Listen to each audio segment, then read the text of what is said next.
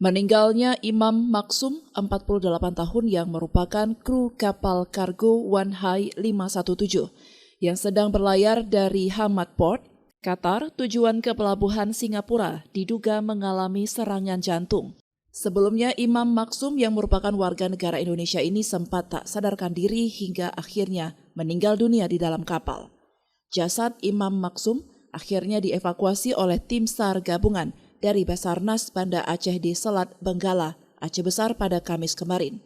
Dengan menggunakan KM SAR Kresna 232 yang dinahkodai oleh Kapten Supriyadi dan tim sekitar pukul 13.30 waktu Indonesia Barat.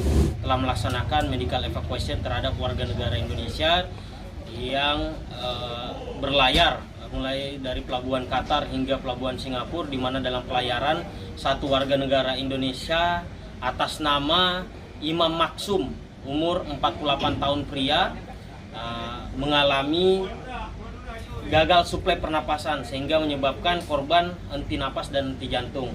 Yang menyebabkan korban pada saat dievakuasi, korban telah dinyatakan meninggal dunia.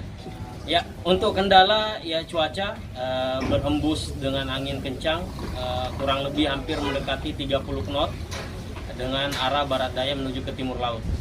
Nah, setelah korban kami evakuasi menuju kapal KM SAR Kresna, sehingga selanjutnya korban dibawa ke Pelabuhan Ulele dan selanjutnya dibawa ke Rumah Sakit Umum Daerah Zainal Abidin, Banda Aceh. Usai dievakuasi, korban langsung dibawa ke rumah sakit dan disemayamkan di sana untuk kemudian dipulangkan ke kampung halamannya. Dari Banda Aceh, Lala Nurmala melaporkan untuk Puja TV Aceh.